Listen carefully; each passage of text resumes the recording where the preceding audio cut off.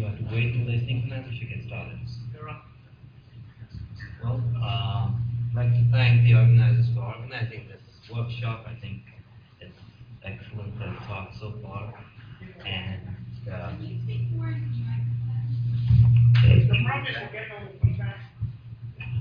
this better?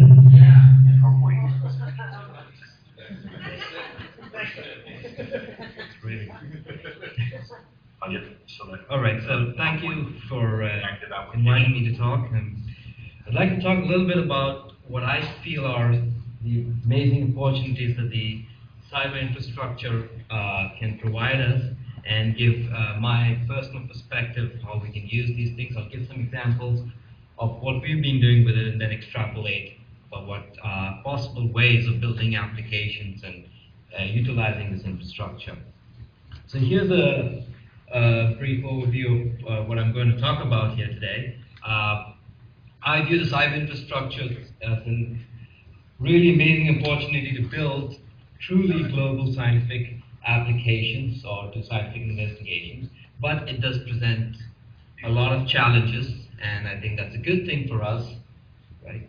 I'll give an example of what we've been doing and then try to talk about challenges, opportunities for the community as a whole. Okay. So one thing good about going later in the day is that everybody has already made a great case about cyber infrastructure and the great opportunity that it presents, so I don't have to spend too much time here. But this is a quote from the report itself, trying to define what it is, and I think it's been talked about a few times, but the idea is being able to combine these many resources so they can be seamlessly used as part of a single application in a very seamless and on-demand symbiotic manner, right? What's interesting to see is that this is not limited just to the US. If you look in the last few months, there's similar opportunity, a similar initiative coming out of different places. This is from the last week. There was a report where there was a similar initiative coming out of Australia and out of France, right? So people are realizing the need for combining all these resources, computing, data, communication, as well as human resources together, and using them in a combined manner. So what we're looking at is maybe a new paradigm for doing research, for doing science, which is based on seamless access. So you can access resources or instruments, as they talked about in the panel, or data across the globe. You can not only access them, but combine them together in a very opportunistic manner to solve the application. If I need new data, I can go to a data repository. If I need to capture data from a telescope, I connect to a telescope, and so on.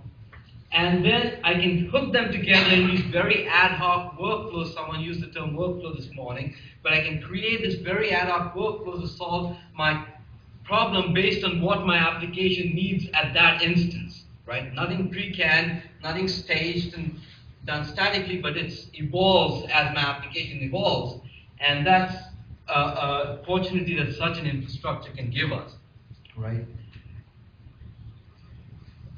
And the reason I'm focusing on science and engineering, because I believe, as many other people, that information technology and computational science is really critical to this new generation of applications, right? Here's a quote from one of my favorite authors, Richard Dawkins, talks about, if you want to understand life, don't think about vibrant, throbbing gels and oozes, but think about information technology. So people in the panel and the keynote talked about data-driven science or information-intensive science. I think that's the critical thing. Even cyber infrastructure says that science and engineering, research and education is the foundational drivers for computational science. And it has been and will continue to drive the application, the use of the cyber infrastructure, right? Computational science is quickly becoming a key research modality, right? Along with the conceptual and numerical models that have existed, computational computer science, both research as well as the infrastructures, are becoming critical aspects of these applications, and are continuing going to be a critical part.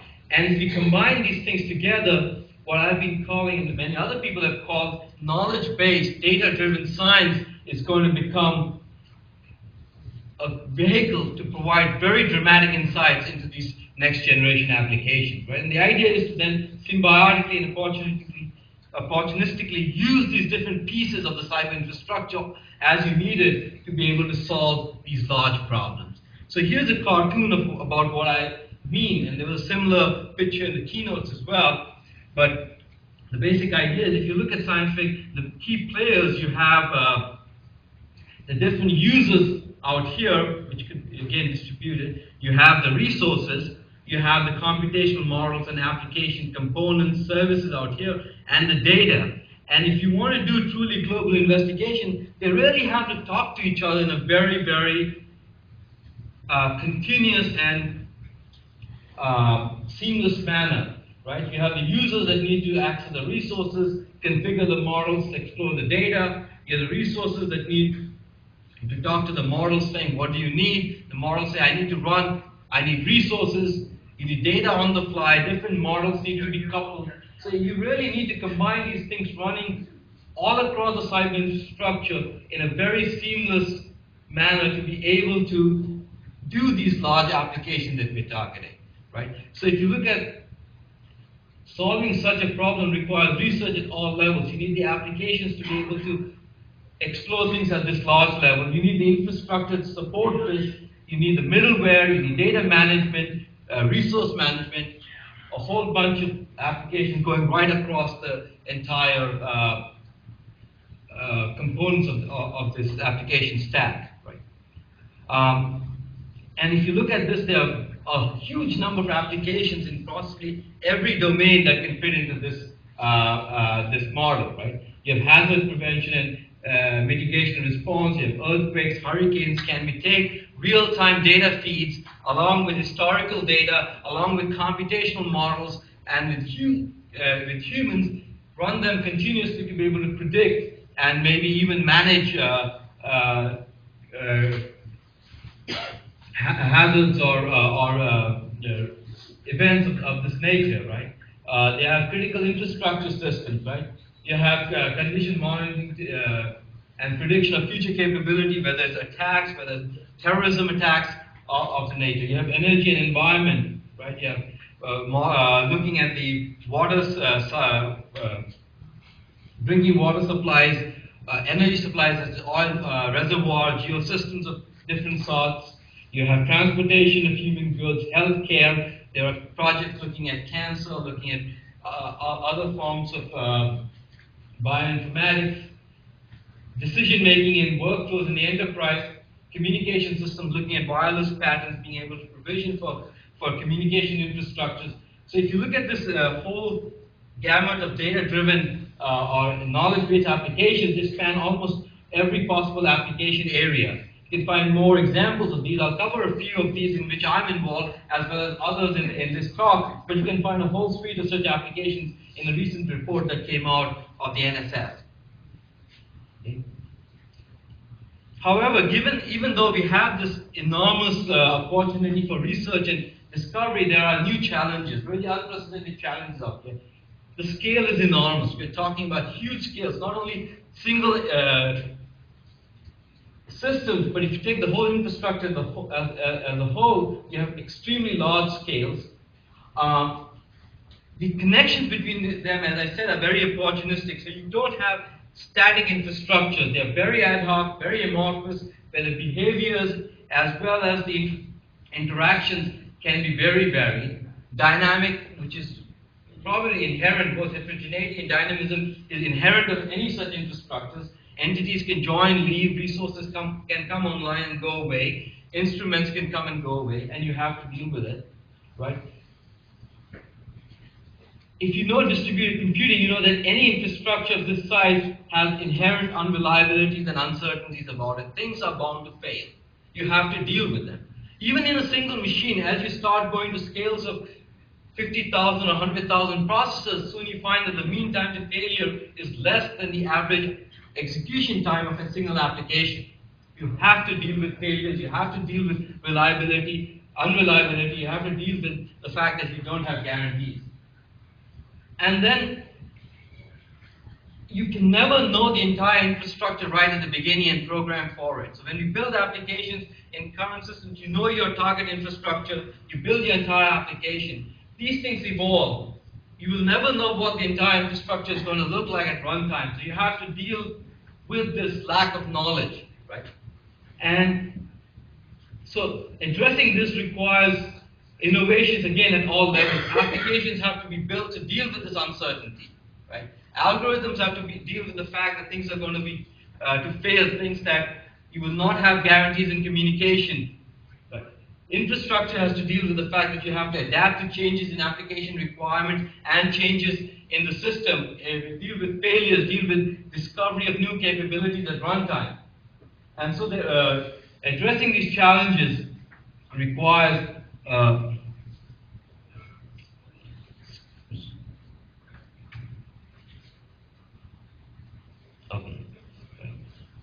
this is from the infrastructure side. Even from the computational side, there are a bunch of challenges. If you look at the new generation of applications, they really have a whole bunch of requirements that are going to stress research as well as technologies. Right? You have huge computational needs. These are just some back-of-the-envelope calculations. I wouldn't take the numbers very seriously, but the message here is that the computational storage requirements are truly enormous. In addition to that, as the keynote said, you're talking about multi-everything, right? You have coupled models, you have multiple resolutions going on that you have to deal with. But more interestingly, if you truly want to use the cyber infrastructure, we're looking at very dynamic and complex couplings and interactions between these. Application models have to talk to each other, couple simulations are coming in. Applications need to be able to talk to resources. I need more computation. I need more data storage. Applications need to talk to data, whether it's to get feeds from instruments, whether to get from sensor feeds, go to data archives, and so on. So you need to have the seamless interactions going on in a very dynamic manner. And then you have these just software engineering challenges because the complexity of these systems is going to be huge, right?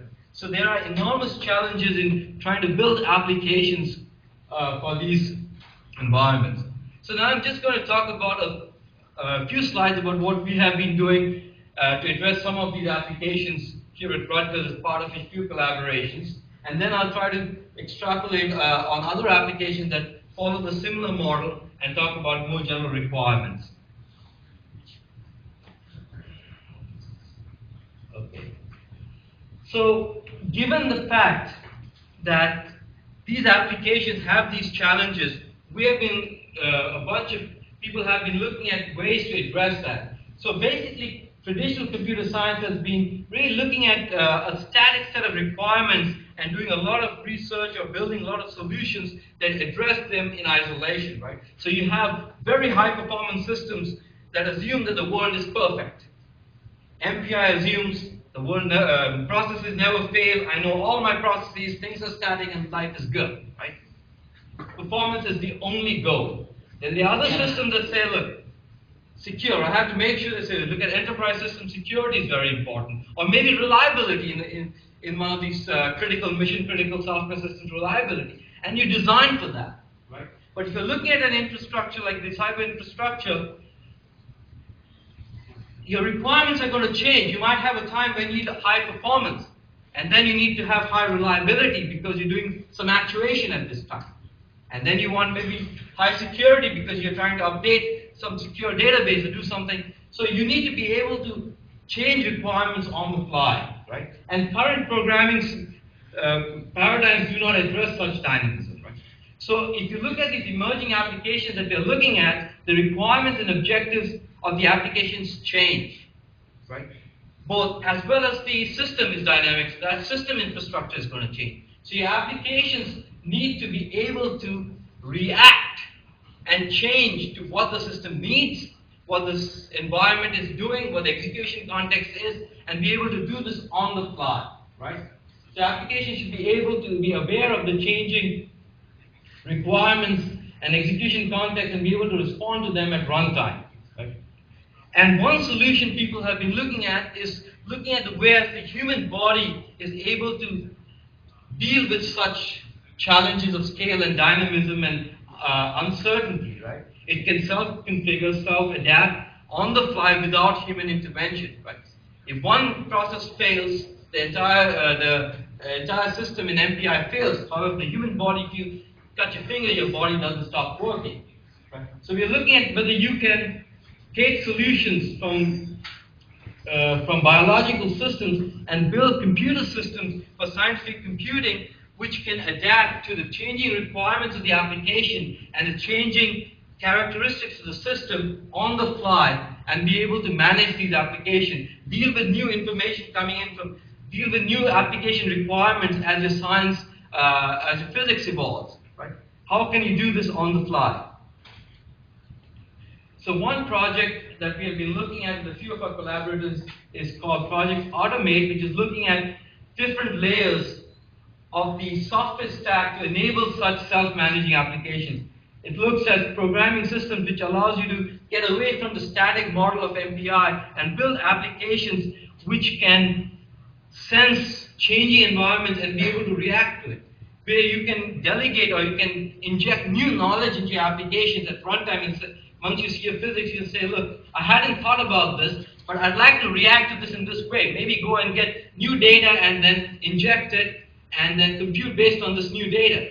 You can inject that new knowledge into the software system, into your application at runtime. We're looking at ways of building infrastructure that can deal with unreliability, that can deal with new resources coming in on the fly, new data coming on the fly, and adapt to that on the fly. Right? And we're looking at messaging and middleware, grid middleware services, which can also address this idea of scale. So here's an application that's driving this, system, right? And a whole family of such applications. This is a project that we've been looking at for some time, which is basically trying to manage subsurface geosystems, and more specifically, an instrumented oil field.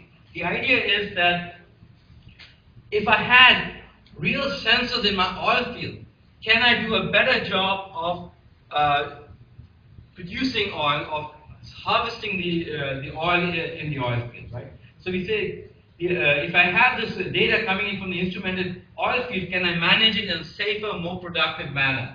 And the idea again is to close the loop where you take data coming in from the sensors, assimilate it, extract information out of that, feed that into forward models so that you can predict what's going to happen, and then take that data and feed that back into the sensor to actuate, telling you where to place your wells, how to configure your oil wells, how to produce oil so that you minimize bypassed oil, how to overall increase the productivity of your oil field. Okay. So the basic idea here is that the production of oil and gas can take advantage of sensors that are really embedded into the oil field. A typical oil field might have 100,000 to 300,000 sensors in there which can produce real-time information about what the subsurface is doing, where the bypassed oil packets are, how to get to it, right? So can I take this, use this information to do a better job of managing the geosystem, right? Can I detect and track changes during production, invert this data, feed that into my models, use these models to predict what's going to happen, use that prediction to go back and actuate the oil field and control it and get better management, no matter, depending on what your objective is, whether to increase economic or profits, whether to make it safer, whether to reduce the amount of bypass oil. It could have many different objectives out here. Okay. So let's take one example. I can get this to change.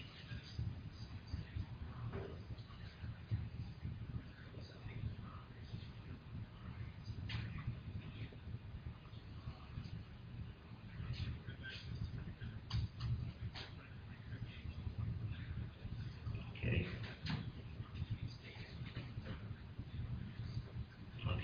So here's one example where we are trying to minimize the bypass oil.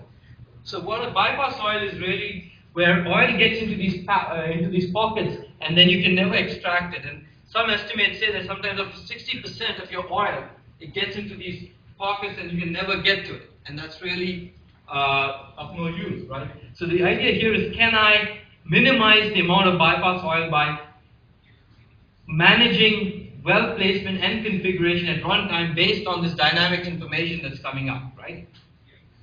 So, can I use this information to better utilize existing reservoir and minimize the adverse effects to the environment and reduce amount of bypass oil that we have? Okay. So basically what you need to do is look at different placement and configuration strategies by better understanding what's happening in the oil field, and this can be done by tracking and understanding the data that's coming in from the instrumented oil field. However, there are many challenges here because of the uncertainty, right, of the data. Your sensors are not continuously, or the data that's coming out is not continuous, so you have to do some amount of estimation and assimilation of data. You have a large search space that you somehow have to navigate using optimization techniques of some sort, and there are a bunch of complex physical property interactions between these couple models that have to be dealt with. Right? So the idea here is to somehow take this information, first detect that you're suboptimal in your oil production using the data that's coming in. Once you detect that, use this real-time information that's coming out and feed that to optimization algorithms, and then use that to optimize what's going on. So in this figure, what's happening here is that once that the oil field data coming in, you detect that you're in a suboptimal oil production, and that could be done on, you have some estimates of how much profit you're expecting to get, and you're not meeting those profits. At that point, you can detect that you're suboptimal. And what happens at that point is that on the Cyberinfrastructure, you can go and look for mechanisms or services that can help you optimize it. Choose the right parameters to be able to better configure your oil well. So once you do that, you can take information from the sensor data as well as historical data, feed it to these optimization services, and then go back and actuate your oil field to better configure your oil well to get to make sure you meet your objectives, right? So here's an example of what could happen. In this, what we're trying to do is to decide how best to produce or how best to configure your production wells, right? And in this case, what you did was you started off with somewhere here, which is obviously suboptimal because the blue is where you want to be, and you called your computer system automatically detected this, and then it went out and called this optimization algorithm. This is based on simulated annealing, which then looked at the information and tried to optimize it, and then said that, okay, this is where you want to produce your oil from, and that would minimize your maximize your profits, right? And this can be done in a completely automated manner. So here's another plot showing the results where you started off with a production well out here, and then your optimization technique came in, plugged in because it was detected automatically, and then said that this is the right place to produce your oil, and then that's where you configure your production well at runtime, right? You open that well close to that, and you can maximize your production. And this graph shows that you're really minimizing your bypass oil. Okay. Here's another one using a different scheme when you realize that you had a similar problem. You can use a different optimization algorithm and try to do the same thing. And the idea here is that you can have multiple services out there. You can discover them on the fly, and you can decide which one to use and how to use it. And more importantly, you can delegate it within the infrastructure, within your application, to do this automatically without human intervention of any sort. Okay?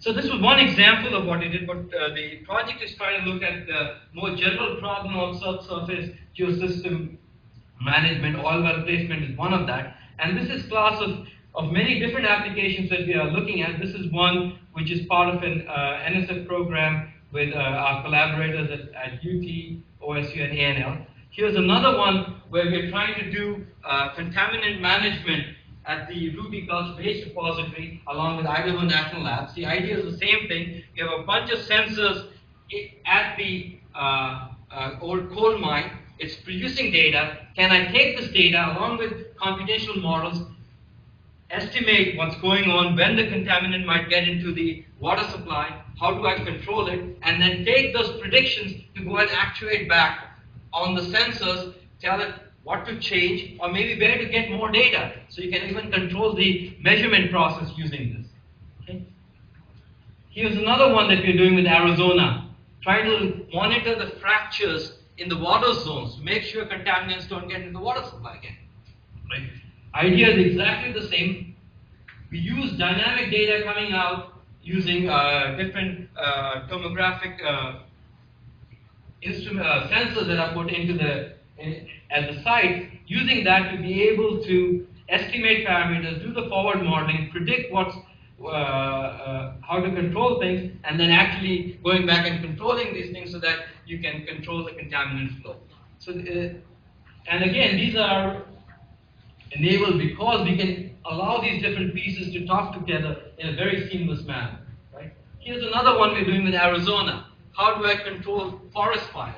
Using real-time information. I want to predict where the front of the fire is going to be. I take real-time feeds going on. This is funded by DOE. And I'm trying to control, I'm trying to estimate the front of the fire and be able to direct my resources to the right place, right? Depending on what the wind is doing, what the moisture in the air is, where the firefighters are, how I've deployed my resources. You can take all these things into the equation. Okay? Now I'm going to move on to other projects that have the similar flavor, just to get a feeling that these are there are other places. Here's a project that's going on at UT Austin, led by Tinsley Oden. What they're trying to do is to use computational models and real-time feeds to direct laser treatment of cancer. So they have 3 phases. They have a pre-planning phase where they build computational models of the patient. Then they use this model to actually direct the surgery while it's going on.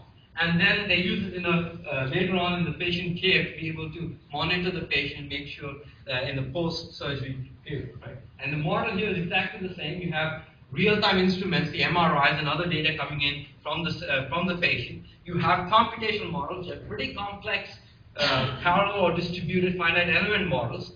And you have the actual doctors working on the patient or interacting with the patient. And they work together in the seamless combined infrastructure, which allows you to build this end-to-end application. Here's another one. This is for Homeland Security out at Purdue University. They're using actual live simulations along with deployments to do online modeling to be able to have advanced decision support systems, so that before you take a decision, you can feed in real-time things from GIS systems, from sensor systems, and be able to predict what's going to happen before you actually deploy things in the field. Here's another one where they're looking at patterns on cell phone usage on the fly to be able to detect possible emergency situations. This is being done in Notre Dame. Here's another one where you're trying to detect and control threats to the water distribution system. The idea is put sensors, get real data, look at history data, computational models, and close the loop. So there's a common theme here. Trying to use this set of resources, sensors, data, compute, infrastructure, computational models, combine them into a seamless manner to be able to solve the overall problem. Here's another one where you're trying to monitor the health of, say, an airline system while it's in flight, using a whole bunch of sensors, historical data, computational models. Power systems, and so on. There are applications in sociology, applications in enterprise system workflow models, and optimization of these. There's a whole bunch of applications, right? Now, investing these things present, if you agree that this new form of science, a new model of data-driven, knowledge-based science is interesting, there are a bunch of challenges and opportunities that come out, right? And I can broadly classify them, as we did in this report, into application algorithms, measurement systems, software systems, and community test beds, right?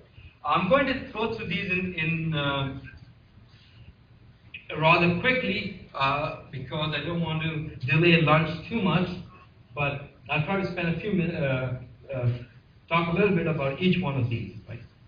At the applications level, you have to be able to deal with the fact that data is that you don't have to think about things statically, but you have to build this application that's going to evolve continuously based on information coming in on the fly, right?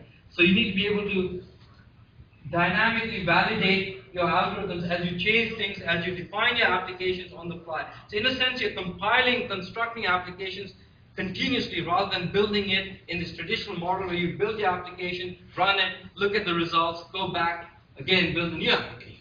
Here your application is continuously evolving in time, right? So you have to do a bunch of things to make sure that can happen, including be able to quantify the uncertainty because things are changing, because new data that's coming in may not be complete. You have dynamic scaling and resolution. You might need different levels of information, different levels of computation at different things, and you need to be able to have this zoom, that's a virtual zoom into certain parts of the applications depending on what you need. You need to be able to track down where the data came in and be able to reason about the quality or how much you trust that data, right? Because there is information that's good and not so good, and you need to be able to make decisions since your application is going to be able to use this. You need to be able to organize these different models, right? So since you have to build into this application this natural adaptivity, human in the loop decision making, build community frameworks to be able to build and deploy such applications. You have different requirements in terms of systems and views depending from whose point of view you're looking at these applications. From the algorithm's point of view, you need to be able to build algorithms that can react to data that's coming in, accept data that's coming in, and react to this. You also have to go the other way. You have to make sure your measurement systems can change what they measure based on what the application is doing, right? You might want different type of measurements depending on what your application is doing. So you need to be able to have these communication both ways. The measurement data's impact on the computational models as well as the data gathering and monitoring algorithms, the reaction to what the computation is doing. Okay? You need to have computational simulation tools that can react to these data, right, at runtime. And you need to have system and integration algorithms that can deal with this data, again, assimilate it, accept it, react to it, and adapt their computation based on this data that's coming in. Similarly, at the measurement systems, you need to be able to deal with data coming in from many different sources with different amounts of accuracy, with different granularities that has to be assimilated, combined, and transformed into information that the application can use. Right? And so this gives a whole bunch of issues from the volume of the data, from the heterogeneity of the data, from the accuracy of the data that comes in, the quality of the data that is, or fidelity of the data that's coming in. So there's a whole bunch of opportunities in data management, data sensing, data assimilation, data transport that have to be dealt with. And finally, at the software systems point of view, you need to build programming systems that can build such applications. Current programming systems and models look at the application as a static entity. You need to be able to build applications that are evolving continuously and reacting, but the knowledge has to be able to be injected into the application at runtime. Data management tools have to deal with this large amounts of data that comes in from multiple sources at runtime. Runtime execution systems have to deal with the fact that I may need to do new computations, so I don't know how much resources I need, how much storage I need, how much, what type of communication infrastructure, who do I need to talk to. All this has to be discovered and provisioned on the fly as required. And most importantly, our computational infrastructures have to move towards this new model. We cannot, as someone pointed out again, one of the talks this morning, where the current model where you build an application, you put this in the queue, it runs after 3 days, and then you get your results. Well, I have to do this on the fly. On the fly, I have to decide I need new resources, or I need to run these models, so I have to run it on the computational center now. I might allocate resources in anticipation of what I might do. So I need to change the whole way these computational infrastructures are are designed. And finally, community test beds where we can build and try out these new concepts and new applications need to be built. Okay? So my last slide. How do we build this? I was asked to say a little bit about how we can do this in Rutgers. So this is my opinion. I think applications already exist. They have the requirement. They have the need. You just have to stop drilling them down that you can run them on your lab, but think about them in their entirety. And they are large and they have the requirements or need to use such an infrastructure. However, computational science is critical. And here I have a quote from Professor Jagorsky from Caltech. He's professor of astronomy and also the director of the CFDR Center. And he rightly says that computational science, applied computer science, is taking the role of what applied mathematics was at one point. So I think having this is critical and forms the backbone of these applications. And that means the programming systems, the data management, the middleware, the runtime, the infrastructure, right? And then more importantly, I think being able to seed and catalyze and nurture these multidisciplinary research is critical. Right? And it's important because it's not easy. It requires a lot of investment and it has to be win-win. Right? As a computer scientist, unless there's an important problem for me to solve, I don't want to get involved. Right? Similarly, if I'm just going to do computer science that you can never use as an application developer, you will never want to collaborate. There's nothing in it for you. Right? These collaborations I talked about, the all-reservoir collaboration, we've been doing this for 12 years. And it's a mutually beneficial collaboration. And I'm sure everybody else here has similar collaboration. But you realize that these are very bottom-up. They have to be one-way. And it requires time and effort. You cannot get together, at least in my experience, 2 weeks before the proposal and try to put a story together. It requires a lot of investment where you have results and you have a history of working together. Resources and infrastructure is critical. You need compute capabilities, you need communications, you need collaborations like this setup out here so we can do things like this that have to be not ad hoc but more permanent. Right?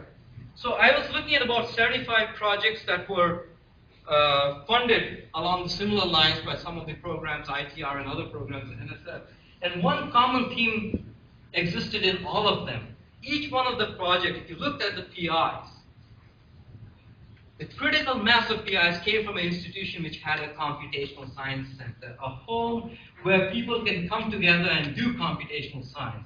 All universities, and I think such a thing is very critical at Rutgers. Somewhere you can see and nurture these types of collaborations that can respond to these large programs. So I think all of these things need to be addressed so that we can really be ready to respond to these opportunities that the cyber infrastructure brings to us.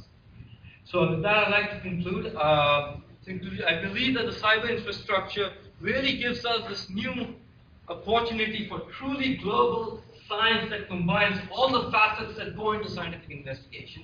I think achieving that has a win-win collaboration in terms of enabling technologies, in terms of applications, and can provide really dramatic insights if we can leverage it. I mean, there are initiatives here in the US, there are initiatives that cross the Atlantic, there are initiatives all over the world that can be combined to do this investigation. And I think it's possible and interesting to do. And I talked a little bit about a few projects that we have been looking at, and there are a lot of other projects that have similar potential. That I'm very happy to answer any questions. Also, you can find more information, including this talk, at our website, or you can send me email. Thank you.